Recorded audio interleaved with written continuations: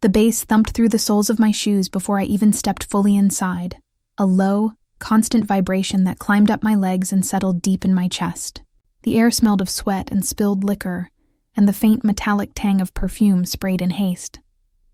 I hadn't been in a place like this in months. I hadn't been anywhere in months. Work, sleep, try not to cry in the shower, repeat. My life had shrunk to survival, and tonight, for reasons I couldn't explain, I needed to remember what it felt like to be human. Blue lights washed over the crowd, making everyone look like silhouettes, hollowed-out shapes moving to a beat that didn't feel like mine anymore. I wove through them, clutching a cheap cocktail that was already sweating in my hand. The plastic cup felt ridiculous, flimsy, like it could fall apart at the slightest pressure. Kind of like me. I told myself I was here to dance, to forget, to breathe. But the truth was less poetic. I was here because I couldn't stand another night alone in my apartment, staring at the quiet where my marriage used to be. 3 months since the divorce, and I still felt scraped out, like someone had taken a spoon to my chest and hollowed it clean. I'd given 6 years of my life to a man who told me I was lucky he chose me, and then left like he was taking out the trash. He'd emptied our joint accounts the same week he emptied his side of the closet. He kept the house. He kept the dog. He kept the friends. I kept the bills. And the silence. I took a drink to drown the bitter taste forming in my throat, but the watered-down vodka did nothing. I was lifting the cup for another sip when I saw him. Ryan, leaning against the bar like he owned the place and everything in it. His hand rested on the lower back of a woman whose hair fell in perfectly curated curls, whose dress shimmered under the club lights like she'd stepped out of a magazine spread. She laughed, light, effortless, clear, and he leaned in, smiling like he used to smile at me. Except he had never smiled at me like that. My breath left my lungs in one sharp, humiliating rush. Every muscle locked. I could feel my pulse in my teeth, in my throat, in my fingertips gripping the cup too tight. She was everything I wasn't anymore. Or maybe everything I had never been. My throat burned. Shame, anger, humiliation. Something hot and ugly and raw churned through me. I wanted to scream. I wanted to cry. I wanted to disappear. Instead, I just stood there, trapped in a memory that wouldn't stop replaying. "Why do you look like you're about to break?" a voice said behind me, low and steady. "Or start a war." I turned, and everything, the lights, the music, the crowd, fell away. He didn't blend in like everyone else. He didn't even try. His presence was the kind of quiet that demanded attention without asking for it. Dark suit, no tie, shirt unbuttoned just enough to show a hint of something strong underneath. His eyes, dark, focused, unhurried, held mine like he already knew what I was thinking. Not handsome in a conventional way. Dangerous in a way the body recognizes before the mind does. I should have looked away. I should have laughed. I should have walked out. Instead, the words came out of me without thought, without planning, without care. "Will you dance with me?" My voice was steadier than I felt, but the tremor lived in the space between heartbeats. My ex is watching from the bar. His gaze flicked past me, to Ryan. Something shifted in his expression. Something sharp, something cold. Then it was gone. When he looked back at me, the world seemed quieter. "I see," he said. He didn't ask questions. He just extended his hand. And when his fingers closed around mine, I felt the first crack in the numbness that had been smothering me for months. Not safety, not danger, something in between, something alive. The music shifted as we stepped onto the dance floor, but I hardly heard it. The room pulsed around us in waves of color and motion, yet somehow there was space where he stood, a kind of gravity that pulled everything into quiet. His hand settled at the small of my back, warm and steady, guiding me into the rhythm without needing to speak. I followed because my body already knew how. For the first time in months, I did not feel like I was drowning inside myself. I felt seen. Ryan's gaze burned into us from the bar. I could feel it like heat against my skin, the same way I used to feel his anger simmering beneath a smile during the final days of our marriage. My heart raced, not from fear this time, but from something sharper. Something that tasted like victory I had never thought I would get. I had expected the man dancing with me to smirk, to be smug, to play along for the drama of it. But he did none of that. He watched me, not Ryan. His attention was exact and unhurried, as if he was trying to understand me, rather than perform for anyone else. "What are you thinking?" I asked, because silence felt too heavy and too dangerous. He studied my face before answering. Not what I should be, that was all. My stomach fluttered at the careful honesty in his tone. I opened my mouth to ask him what he meant, but something changed behind his eyes. His posture grew still, controlled in a way that did not come from training in gyms or offices. It was a stillness that came from surviving things most people only hear whispers about. Someone had entered the club. Someone he noticed before anyone else did. I did not see who. I only felt the ripple through him. A subtle shift of attention, a silent calculation, the kind of awareness soldiers and predators carried in their bones. His hand tightened just slightly on my back. Not warning, protection. "Are you all right?" I asked softly. His gaze returned to mine. "I am," he was lying, but he was practiced at it. The song slowed, easing into something deeper. He drew me closer, his breath warm near my hairline. I could feel his heartbeat. Steady, controlled. That was when I realized he was dangerous in a way that was not loud or impulsive. He was dangerous in the way of someone who decided things quietly and made them happen. With precision, without hesitation. Danger should have frightened me.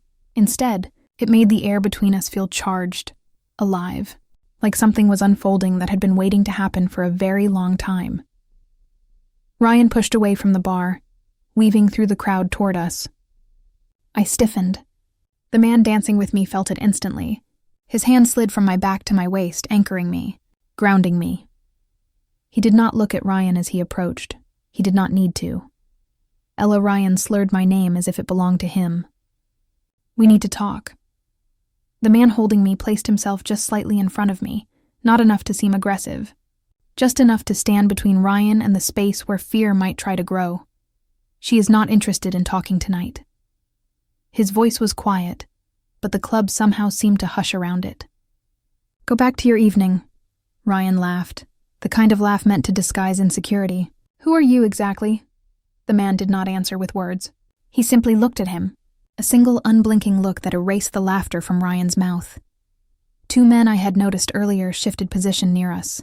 They were not part of the club staff. They were watching, waiting. Not for Ryan. For him. A chill ran across my skin. Ryan swallowed. Something flickered in his expression. Recognition. Not of the man's face, but of his presence, his type. His world. It was the same way I recognized hospital corridors in my sleep. Ryan knew this kind of danger before. "This is not over," Ryan murmured, but the words were empty now. He turned and disappeared into the crowd. My pulse thudded in my ears as the man returned his full attention to me. His touch softened, but the air between us had changed. Sharp edges, quiet revelations, unspoken truths. "You are safe," he said. And I knew he meant it. But I was no longer sure safe was the right word for whatever was happening between us. Nor did I want it to be. The music faded into something slower as we stepped off the dance floor, but the world did not calm with it. Something had shifted. I could feel it in the way the air thickened around us. I could see it in the way people parted without knowing they were doing it. The man beside me did not push or pull or signal. He simply moved and the room rearranged itself to make space for him. He guided me toward a booth tucked into the dim corner of the club where shadows pooled like ink. The seating was real leather, not the cracked vinyl the rest of the club used. A chilled glass of water and 2 fresh drinks waited on the table already. I had not seen anyone deliver them. I had not seen him order. Yet they were there. I stopped in front of the booth. Something inside me whispered caution. Something else whispered yes. He gestured for me to sit. Not commanding, not expecting. Just giving me the choice. I sat. He settled beside me, not across from me. Just close enough that I could feel the warmth of his presence. Not close enough to trap or crowd. "What is your name?" I asked, because something about silence with him felt too intimate. "Daniel," he answered. The way he said it held weight, like the name had been spoken in rooms where people bargained for their futures. "Ella," I said. "I know." The words should have chilled me. Instead, they settled around me like something inevitable. I did not ask how. I would learn soon enough. His eyes moved over my face. Not hungry, not possessive. Studying. Learning. Like he was mapping out a language he intended to speak fluently. "You looked like you were disappearing when I saw you," he said, "like you were trying to convince yourself you no longer existed." I exhaled slowly. I had not told anyone that. Not Maggie, not my sister, not myself. My ex took more than money, I said. My voice sounded distant to my own ears. He took my sense of who I was. Daniel did not touch my hand or offer empty reassurance. He simply listened, with full attention, with weight. "Tell me what he took," he said. And this question did not feel invasive. It felt like a key turning a lock I had welded shut. Pieces of memory flickered. The day the bank account was empty, and he told me I was overreacting. The night he told me I was lucky he stayed as long as he did. The moment I realized the love I gave had been used as rope to bind me quiet. I told Daniel all of it. I did not know why. Words that had been trapped behind my ribs spilled out like water finally finding cracks. He listened. Silent. Still. But not empty. When I finished, my chest felt raw, but lighter. Daniel lifted his hand, slowly, so slowly I could have stopped him. I did not. He brushed a strand of hair from my cheek. His fingers were warm and his touch was gentle. "There are people who break what they cannot possess," he said, "and there are people who protect what they recognize has value. Which do you think I am?" The question struck something deep. Something trembling. "I do not know," I whispered. "But I want to." His eyes darkened. Not with anger, with something like recognition. "Then you will," he said. Before I could speak, a shift rippled through the room. Not sound, not movement. Awareness. The two men I had noticed were closer now. Standing at a distance that was not accidental. Someone new had entered the club. Someone Daniel did not want near us. He did not look toward the door. He did not need to stay close to me, he said quietly. Not fear, preparation, protection. I did not even realize. I obeyed until I felt my shoulder touch his. The club suddenly felt less like a place for dancing and more like a place where something was about to begin. Something I could not yet name. But I knew this. I was no longer a ghost in my own story. And Daniel was not a man whose presence happened by accident. The air inside the club shifted like something unseen had drawn a breath. The beat continued. The lights still pulsed. Bodies moved. Laughter spilled across the room. But beneath it all there was a hum. A tension so thin and sharp it could cut skin. I felt it before I understood it. The way animals sense storms before clouds form. Daniel did not tense the way most people do when danger rises. He did the opposite. He went still. Completely. Like still water hiding something beneath the surface. His hand rested lightly at the back of my seat. Not holding me, but close enough that I could feel the certainty in him. Calm. Purposeful. A presence that told me nothing would touch me as long as he was near. Someone had entered the club. Someone important enough to change the room without speaking a word. I followed Daniel's line of sight only when he allowed me to. His attention flicked once to the entrance. A man stood there. Expensive suit, sharp jaw, eyes too alert for drunken neon nights. He did not move toward us. He simply saw Daniel, and offered a small nod. Respect, acknowledgement, reverence. Daniel did not return it. He just breathed once, slow and measured, and the man looked away first. I realized then that Daniel was not simply a man with influence. He was the axis around which certain rooms turned, the kind of person others measured themselves against without even understanding why. I drew in a breath, steadying myself. I had stepped into something I did not yet understand, and yet I could not bring myself to fear him. I feared everything else instead. My ex, my own emptiness, the quiet that waited for me at home. But not him. He leaned closer, his lips near my temple. "Do you want to leave?" I wanted to say yes, to escape before I sank too deep, but leaving meant walking back into loneliness, into the echo of my own life, into the ache. I shook my head. He nodded once, a small approval passing through his expression. He raised a hand. One of the suited men appeared instantly, silent, obedient, familiar. Daniel murmured something I could not hear. The man melted back into the crowd, with the ease of breath. Everything about this moment was quiet, efficient, controlled, and terrifying in a way that did not threaten me, but everything. Around me, Ryan was still here. I could feel his resentment beating against my back like heat from an open flame. The woman he brought was nowhere now. Maybe she had left. Maybe she had seen what I saw. The truth of him. The fragility under the arrogance. He stalked toward us again, but something was different this time. He was not drunk enough to be fearless anymore. He had seen something when Daniel looked at him earlier. Something that unsettled him. Something that reminded him of how small he truly was. "Ella," he said my name like it was still his to claim. "We are not finished." I stood before I could think. I had always folded before, always softened, always tried to keep peace. But tonight something inside me had been rewired, or maybe it had been repaired. "You don't get to speak to me like I am something you own." Not anymore. The shock on his face was almost comical. He looked at me like I had struck him. Like I had betrayed some unspoken rule that my pain should remain quiet. His voice rose. "I loved you," Daniel shifted, a single step forward, and Ryan fell silent.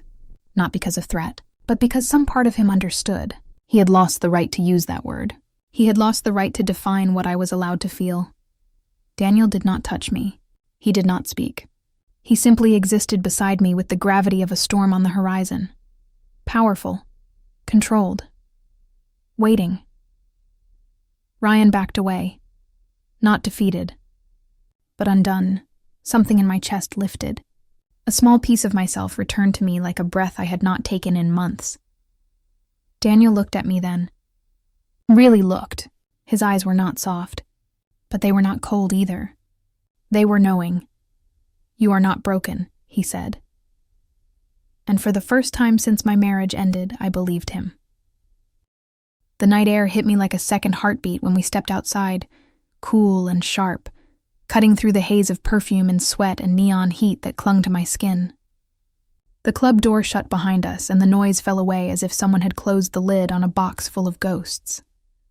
Only the distant thump of bass vibrated through the pavement beneath my heels. Daniel didn't speak. He didn't have to. His presence beside me felt like something solid to hold on to, the first steady thing I'd touched in months. The city glowed around us in blurred halos of streetlights. I exhaled slowly, realizing my hands were trembling. He noticed. He always noticed. "Do you want to go home?" he asked. His voice was low and quiet. Not pushing, not pulling, just offering. Home. The word tasted like cold, empty rooms and quiet hallways, and a bed I couldn't sleep in because the silence screamed louder than memories ever had. Home meant being alone again. "No," I said. Too fast, too raw. I swallowed. "Not yet." For a moment, we stood in the soft hum of distant traffic and passing headlights. Then a car pulled up to the curb. Black, sleek, engine quiet, like power contained behind glass. The kind of car that cost more than my yearly salary, even before the divorce emptied my life out. The driver got out and opened the back door. He did not look at Daniel when he did it. He bowed his head, just slightly. I should have been afraid of that. The bow, the obedience, the unspoken structure of power I was stepping into. Instead, I was only tired of being afraid of everything. Daniel placed his hand on the small of my back, the same place where he touched me on the dance floor, guiding without forcing. I stepped into the car. The interior smelled like leather, and something darker, warm, expensive. The city lights flowed across the windows like water. Daniel slid in beside me, the door shutting with a quiet finality that made the world feel separate. The car moved forward, smooth as thought. Neither of us spoke at first. Silence sat between us, but it didn't feel empty. It felt like something was building, coiling, waiting for a name. "Where are we going?" I asked. "A place where the night doesn't follow you," he said. I turned my head to look at him. The passing lights carved shadows over his face, highlighting the sharp line of his jaw, the steady curve of his throat, the calm in his eyes. He did not look like a man pretending to be in control. He looked like a man who had already survived the worst of himself. A question slipped out before I could catch it. "Do you always move with guards?" His gaze flickered to mine. "Yes." "Why?"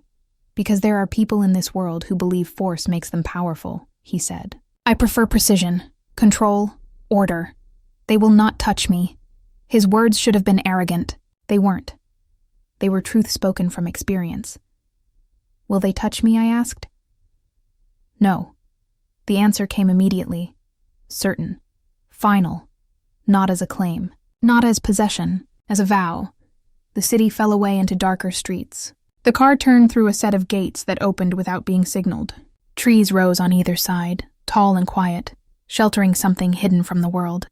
When we stopped, I stepped out into silence. Water glimmered beyond a glass railing, black and perfect under the night sky. A house rose before me, not ostentatious, not loud, elegant, sharp lines and soft light, beautiful, home, not mine. Not yet. Daniel watched me, something unreadable in his expression. Not assessing anymore, not studying, waiting for whether I would run. I didn't run. I walked toward the house. He followed but did not touch me until we crossed the threshold. Then his hand slid to my waist. Slow, careful, like he was asking without words. The warmth of his palm seeped through the fabric of my dress. My breath caught. "You are trembling," he murmured. "I know. Do you want to stop?" I closed my eyes. "No," he exhaled. A slow, controlled breath like he had been holding it. "Then come with me," he said. Not a command, an invitation into a different life. One I was not sure I deserved. But when I stepped into anyway, morning came like something gentle rather than something broken. Light filtered through the floor-to-ceiling windows in soft gold ribbons that settled across the sheets. For a moment I did not remember where I was. I only felt warmth, a breath beside me, a steady presence at my back. Then memory surfaced, the club, the dance, the car, the house Daniel. I opened my eyes slowly. He sat at the edge of the bed, already dressed, sleeves rolled to his forearms, the early light touching the hard planes of his shoulders. He looked like someone carved from quiet strength and careful restraint. Not watching me. Just there. "Awake," he said. His voice was low and even. I nodded. "Take your time," he murmured. "There is no rush here. No rush." I had forgotten what that felt like. My life before had been urgency, pleasing, explaining, apologizing, shrinking myself down to fit into a space someone else controlled. I sat up slowly. The sheets slid down, soft against my skin. He stood and moved into the kitchen, not forcing conversation, not forcing closeness, giving space without stepping away. I followed the scent of fresh coffee to find him moving with steady, precise ease. He handed me a mug without asking how I liked it. It was perfect, exactly right. "You watched me order it last night," I realized. He did not deny it. I looked around the house. Light wood, marble, glass. Not a display of wealth. A declaration of peace earned, but something else stood out. Something sharper. Security. A man walked quietly down a hallway. Another stood outside near the trees. Cameras were placed where most people would never notice. Them. Daniel lived like someone who did not trust the world to be kind, and I was beginning to understand why. "Do you always have people watching?" I asked. "Yes, because of your work," he looked at me then. Not away, not evasive, because people I deal with do not have boundaries, he said. The way he said deal told me everything. The polite words did not. Before I could reply, there was a knock at the door. Soft, but not hesitant. Daniel's posture changed in one breath. Not violence, not alarm, focus. The stillness that came before decisions that changed outcomes. He opened the door. Ryan stood there. His face was pale. His shirt wrinkled. Not drunk this time. Not angry. Something worse. Desperate. Humiliated. like someone who had seen a world he was never meant to glimpse. Ella, he said, and my name sounded different now. Not claimed, pleaded. I felt my spine straighten. I did not step back. I did not hide. What are you doing here? He swallowed. His voice shook. I need your help. Daniel did not move, did not speak, did not look threatened. He simply existed like a line Ryan could not cross. Ryan looked at him with a flicker of terror he could not disguise. I borrowed money, he said. From people who aren't like banks. I thought I could flip it. I made a mistake. They want everything back now. They said they'll come for me. They'll come for you too. Please, I didn't know who he was. I didn't know. My chest tightened, not with pity, but with clarity. Ryan had walked through life assuming consequences were for other people. Now consequences had arrived. And somehow, as always, he assumed I would pay the cost for his choices. I stepped forward. Daniel was a breath behind me, not stopping me. Supporting me, Ryan, I said quietly. Whatever comes next is yours, not mine. Not anymore. His face crumpled. He reached toward me instinctively. Daniel. Did not touch him. He only said one word, enough, the word carried. Wait. Final, unbreakable. Ryan's hand dropped. Tears stung his eyes, but he turned and walked away because there was nothing left to take from me. I was no longer his shield. The door closed. Silence rested like a held breath. I exhaled slowly. Daniel looked at me with something deeper than approval. Not pride, understanding. You did not choose escape, he said. You chose yourself. I felt it then. The shift inside me. The return of something I thought I had lost. Forever myself outside the house, the wind moved. Through the trees, inside the house something new began to take shape. Not safety, not danger. Something alive and real, and impossible to walk away from now that I had touched it. The days that followed did not return to stillness the way I expected. Peace did not settle like a gentle blanket. It came in quiet waves, but every wave carried something underneath it. Something waiting. Something unseen. But for the first time, in a long time, I woke without dread sitting heavy on my chest. I returned to work. Hospital corridors hummed with fluorescent lights and hurried footsteps and the scent of antiseptic that had always felt like home to me. I had not realized how much I had missed the feeling of purpose, of being useful, of being needed for something other than holding someone else's ego together. But now, there was a difference. People noticed me again. Not because I asked to be seen, but because I was no longer trying to disappear. Nurses I had worked with for years smiled softer when they looked at me. The attending physician, who always spoke in clipped tones, paused to ask how I had been doing. A patient told me my hands felt steady. Comforting, even I had not heard words like that in longer than I wanted to admit. And yet Daniel never left my thoughts. His presence lingered like warmth after a touch. Even when he was not there, I felt him near in the steadying of my breath, in the way my shoulders no longer curled inward to take up less space, in the way I walked a little taller through the world. Every evening, he picked me up, but never at the same time. Never the same route. Never the same driver twice. Not because he wanted to control me, but because the world he lived in did not allow patterns. Patterns were how enemies found the edges of a life I was beginning to understand the shape of the world beside him. A world that did not run on rules, but on loyalty, fear, honor, and silence. One night as we drove back to his house, the city lights blurred through the tinted windows. Daniel watched the road with that careful stillness he carried like skin. He did not speak until we were far from the noise of the city. You did well with Ryan, he said quietly. Most people spend their whole lives trying to close doors that were never meant to remain open. You chose to lock it without looking back. I did not feel proud of it. I felt something deeper. Freedom. Clean and unfamiliar. Like air after rain. I turned my head toward him. Does it ever get easier, letting go of what hurt you? His jaw tightened. No, he answered. but it becomes worth it. We drove the remaining distance in silence. Not a heavy one that held room for truth to settle. When we reached the house, the night was warm. The sky was low and full of clouds, like something approaching that the air could not yet name. We walked together along the back deck toward the water. The lake behind his home was still and dark, like glass holding secrets underneath. Daniel stood at the railing, his eyes fixed somewhere beyond the reflection of the moonless sky.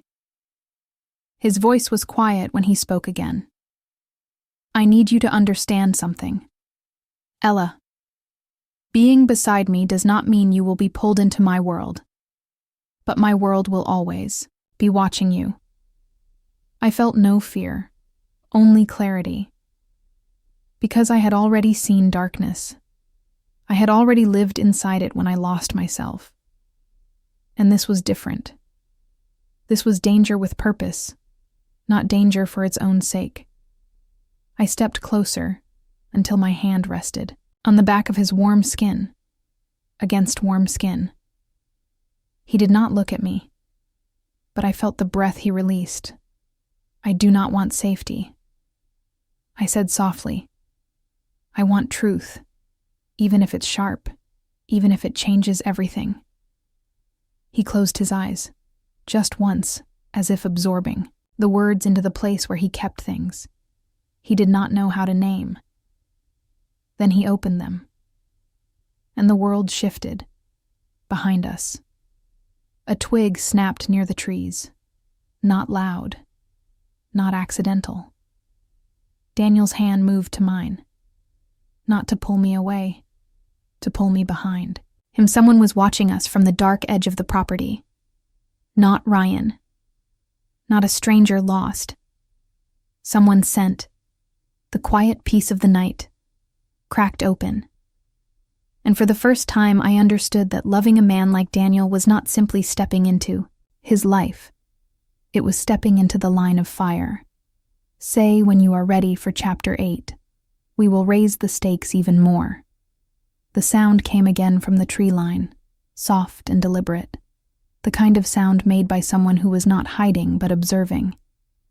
I felt Daniel's hand tighten slightly on mine, not enough to frighten me, just enough to tell me to stay behind him. The air changed. The night was no longer just night. It was a room someone else had entered. A figure stepped forward into the pale glow of the deck light. Not hurried, not reckless, just enough for us to see the face. A man dressed in black, no expression, no threat spoken aloud. But the meaning traveled across the space between us like heat. Daniel did not raise his voice. Leave, the man did not move. His gaze flicked once to me, then back to Daniel. A silent message, a warning disguised as a reminder. Then he stepped backward into the dark and disappeared as if the trees had swallowed him whole. My breath came in a slow shake. I did not panic, but the truth settled over me like a weight I could not ignore. Someone knew where we were. Someone was watching us, not out of curiosity, but because of Daniel, because of the world he moved inside of. Daniel exhaled once, and the tension in his shoulders eased only slightly. He turned toward me and brushed his thumb over my cheek. A quiet gesture, a grounding one. "I am going to handle this," he said. "Stay inside tonight. Do not go anywhere alone." His tone was not sharp, not demanding. It was the tone of someone who had spent years calculating risk with precision. Someone who knew how quickly ordinary moments could become dangerous. I nodded. Not because he told me to, but because I trusted the steadiness in his voice more than I trusted the night. Inside the house, the lights felt warmer, but the air felt thinner. I watched from the window as Daniel walked to the edge of the property, speaking quietly to two of his men who seemed to appear from the dark itself. Instructions passed without words. They separated. One toward the road, one toward the lake shoreline. Daniel stayed exactly where he was, looking out at the trees as if he could see the person who had already vanished. When he finally returned inside, his expression had changed. Not cold, not angry, something quieter, something I had not seen before. Worried, not for himself, for me. "This is not about Ryan," he said. "This is about who I am and who does not want me to have peace in my life." His honesty did not frighten me. It felt like a door finally opening all the way. "Tell me the truth," I said. "Not the version you offer to protect me. The real one." He sat across from me. Not distant, not guarded, just present. "I lead the Vega family," he said. "We do not deal in drugs or chaos or street power. We control trade routes, financial structures, high-level movements that governments pretend not to see. I maintain order. And there are people who prefer disorder. Tonight someone came to remind me that peace is never without price." I took in his words slowly. Steady. I had known danger surrounded him.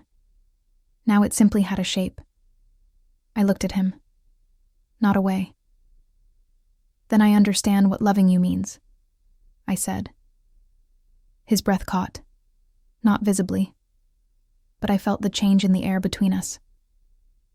"You should walk away," he said. "I know, but I will not." The silence after those words was not silent at all. It was full, heavy, alive, like the moment before lightning touches the earth. Daniel reached for my hand then, not to claim, to anchor, to ask if I was sure without asking aloud. I laced my fingers through his. The danger outside the walls did not disappear. The shadow in the trees would return. The world he lived in would not soften just because love had entered it, but neither would I. Later that night, as I lay beside him listening to the steady rhythm of his breathing, I knew something had shifted again, something irreversible. I was no longer standing at the edge of his world. I had stepped inside it. And somewhere in the dark beyond the trees, someone watched and waited, because the story was no longer just about Daniel's past, it was about what would come for both of us next, say, when you are ready for Chapter 9. The danger will step out of the shadows completely. The morning came heavy and quiet, the kind of quiet that does not soothe but warns. I could feel it before I opened my eyes. Daniel was already awake, standing near the window, shirtless, the early light tracing the scars across his back. They were not new. They were stories.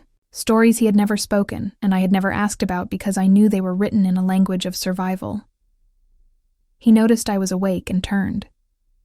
His expression softened, but the softness did not hide the tension in his jaw. "They will move soon," he said. Last night was not a message. It was a measurement. They wanted to see how close they could get without dying for it. My heartbeat steadied instead of racing. The fear that had once ruled my life had been replaced with something more dangerous. "Resolve. What do? We live our lives," he answered. "As if nothing has changed, because if we show fear, we become prey." So I went to work. The hospital felt different now, not because of what was happening around me, but because of what had shifted inside me. I was not the same woman who once curled in bed begging the silence not to swallow her. I walked with my shoulders back. My voice was steady. My presence was known, but danger did not announce itself. It arrived quietly. At lunchtime, I walked out to the parking lot to get some air. The autumn wind brushed across my skin, cool and gentle. For a moment, I closed my eyes. A car door clicked. I opened them. Ryan stood several feet away, leaning against a silver sedan. He looked worse now. Tired. Frayed. Like someone running from shadows that never stopped following. His hands shook as he tried to light a cigarette, failing twice before it sparked. "I didn't expect you to talk to me," he said. "I just needed to see you're alive." I crossed my arms. "Alive is my specialty now." He laughed, a broken sound. "You think you chose safety. You didn't. You chose the storm." I stepped closer. Not afraid. Not anymore. I did not belong to fear now. I chose myself. Ryan's eyes glistened, Not with remorse, but with realization. He stepped closer too, his voice low, frantic. They approached me again, Ella. Not like before. They want leverage. They want you. They know Daniel cares about you. They think that makes you the perfect crack in his armor. The wind stilled. Every sound in the world seemed to pause. Before I could speak, a shadow separated itself from the row of parked cars. A man, the same kind of stillness I had seen in Daniel, but colder, hungrier. He moved toward us with the patience of someone who enjoyed the approach. Ryan stepped in front of me on instinct. The man smiled with his eyes. "How sweet," he said. The ghost of her past trying to be a shield. The way he looked at me made my breath freeze. Not lust, not curiosity, ownership, intent. Daniel's name was not spoken. It didn't need to be. I tried to step back, but the man reached out and grabbed my wrist. Not hard, not violent, just certain, like I was already his. The world narrowed to that touch. Before I could react, a second set of footsteps crossed the pavement, fast, controlled, precise. Daniel, he, moved like a blade drawn in silence. He did not shout. He did not ask. He simply placed his hand on the man's wrist and peeled it away from mine as if he were removing dust from a sleeve. The stranger smiled wider, but his eyes changed. Calculation, recognition. "So the rumors are true," he murmured. "The right hand of the quiet empire has grown a heart." Daniel's voice was calm. A calm that made the air vibrate, walk away. The man did not walk away. He leaned in, close enough that only Daniel could hear him. "I will take something from you," he whispered. Then he turned and strolled back across the parking lot, as if he had only been out for sunlight. Ryan collapsed to his knees. Shaking, Daniel stood completely still. But the stillness was no longer serenity. It was a storm, waiting for a reason. I reached out and took his hand. He looked at me then with something raw and unguarded. "They will come again," I said. "Yes, are." We ready. His fingers closed around mine. "We are now," and in that moment I understood the danger was no longer approaching. It had arrived, and I was no longer someone who needed saving. I was someone who would stand beside, the one who would not fall. Say when you are ready for Chapter 10. The confrontation will come, and the choice will change everything. The sky was heavy with clouds when the world finally came for us.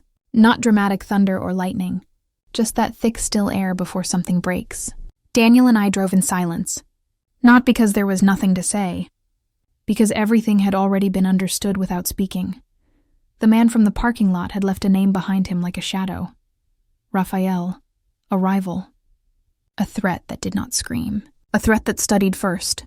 Daniel had spent the night calling in people I did not know existed. Men who moved like ghosts. The quiet kind of dangerous. The loyal kind. The kind who did not need to be told what to do. We did not hide. We did not run. We went back to the place where it began. The club. It was closed this time. Dark. Empty. The city's heartbeat muffled outside its door. The music that once covered everything was gone. Silence made the room feel larger, more vulnerable. Daniel stood beside me at the center of the dance floor where we first met. He looked like he had stepped into something ancient, something he had done before too many times. His shoulders were relaxed, his breathing slow, his eyes clear. He was not afraid, but he was prepared to lose everything if it meant protecting me. I realized then that this was not just about territory or power. Raphael had not come to hurt Daniel's business.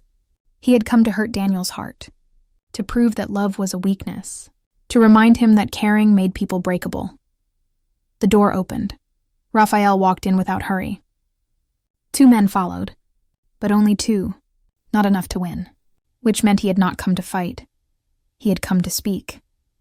His eyes moved to me first, not Daniel, and that told me everything about what he wanted. So this is the reason the empire has grown. Soft, Raphael said. Daniel did not react. He did not step forward. He did not defend. He simply placed his hand on mine. Not to hold me back, to show I was not something to hide. Raphael's jaw twitched, disappointment. maybe even confusion.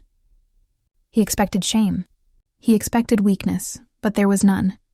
"She is not leverage," Daniel said. His voice was quiet, but it filled the room. "She is choice." Raphael laughed, the kind of laugh sharp enough to cut skin. "Choice costs more than anything else in this world." He took one step closer. "Let me show you the price."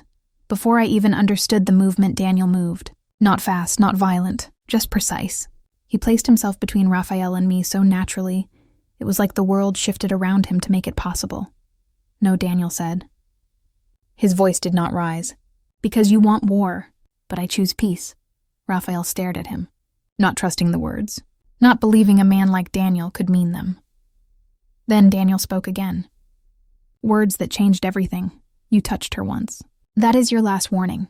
Walk away and we both keep our kingdoms. Come back and I bury you without ever raising my voice."